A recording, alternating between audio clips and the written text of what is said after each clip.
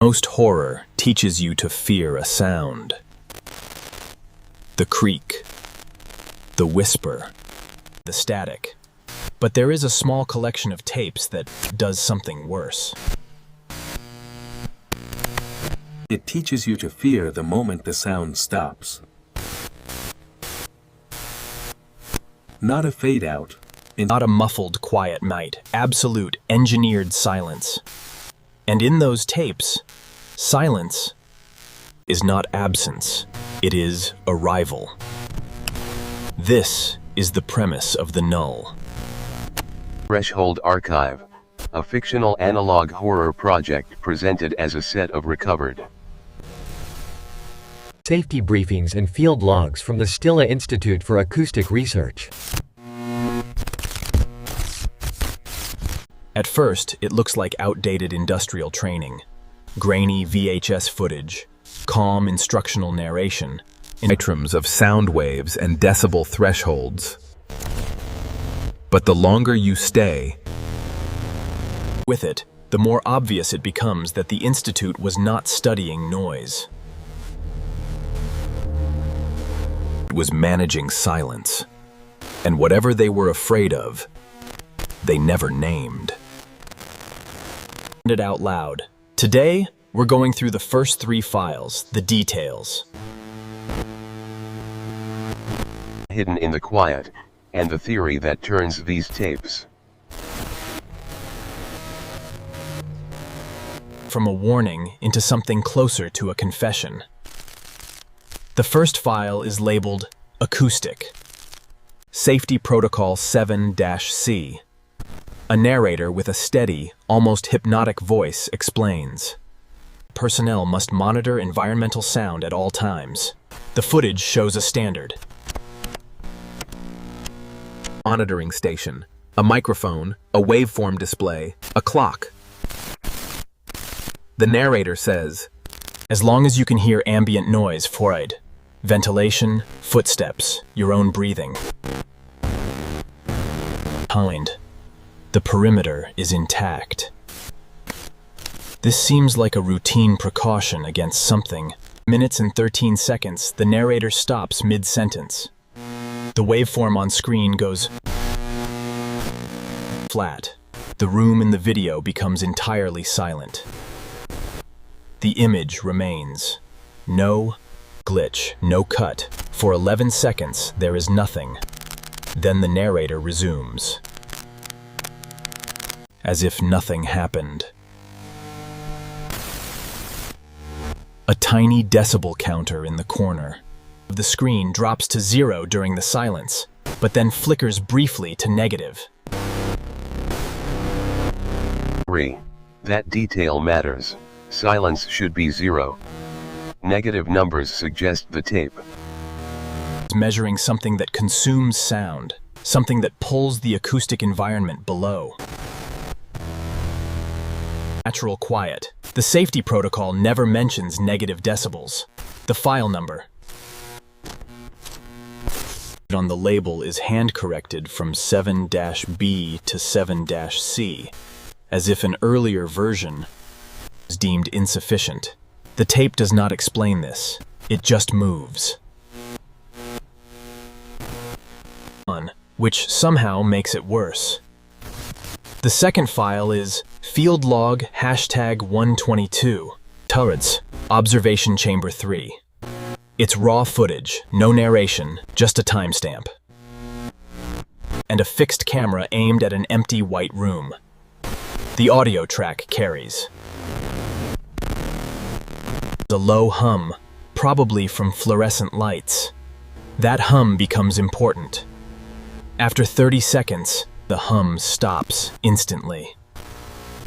The visual doesn't change, but the sudden silence is disorienting. A door in the back of the room opens slightly. A figure steps halfway into the frame, then freezes. There is no sound. Of footsteps, no door hinge, no breath. The silence holds for 41 seconds. The figure does not move. The timestamp continues. Then the hum returns, and the door is closed again. The official log attached to the file reads, "No activity. Chamber empty." But the footage shows someone, or something, present. Only during the silence. This is the first contradiction. The Institute is lying on paper, but the tape doesn't hide the truth. The lie itself may be the point. The tape keeps the viewer uncertain about whether the Institute is incompetent or whether the lie is part of the protocol. The third file is labeled Emergency Broadcast Nakis Tentame, Shelter in Silence. It appears to be a public alert from a coastal town near the Institute. The screen show ended an emergency slide, a stylized ear with a slash through it, and text. Reading. Do not attempt verbal communication. Do not play audio devices. Await further instruction. The broadcast is full of distortion and scrambled tones, but at the 1 minute mark, all noise cuts to dead air. The silent period lasts until the tape ends 15 seconds later. During that silence, a subtitle appears. They are listening now. But the subtitle is not in the broadcast graphics. It is in the lower third, like closed captioning, and it uses the same font as the Institute's internal documents. This suggests the emergency broadcast was either created or modified by the Stille Institute, and that the warning is not for the public mail. It is for whoever finds the tape. The real horror of this file is what happens if you watch it with headphones.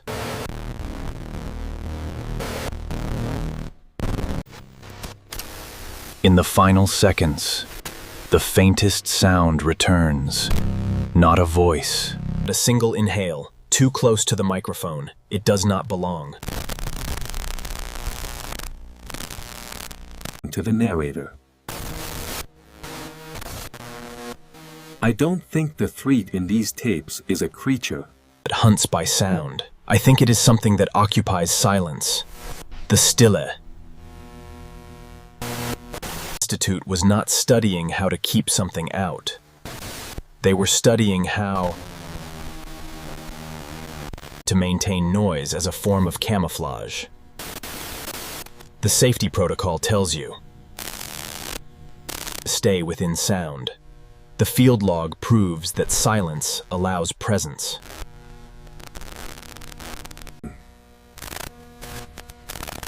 The emergency broadcast reveals that the system was never meant to protect people. It was meant to keep them making noise, because a silent population is vulnerable. The ear symbol with a slash through it does not mean do not. Listen. It means do not stop making sound. That changes what the archive is. It is not research. It is a training manual for survival, hidden inside a fictional analog horror project. And the tension in every tape. The video editing weaponizes silence by making it a signal. In conventional horror, a sudden loud noise tells you danger is near. Here, sudden silence tells you danger is already in the frame.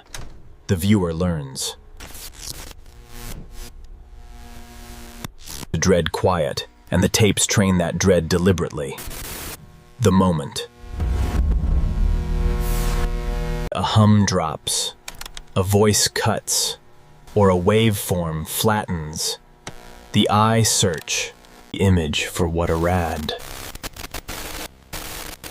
That search is more terrifying than any scream. At the beginning, silence seemed like a production error. After everything we've seen, maybe silence was the only honest part of the archive. And if that is true, the real question is not what the Institute discovered. The question is why the last tape in the null. Threshold Archive has no audio track at all stretch, and a runtime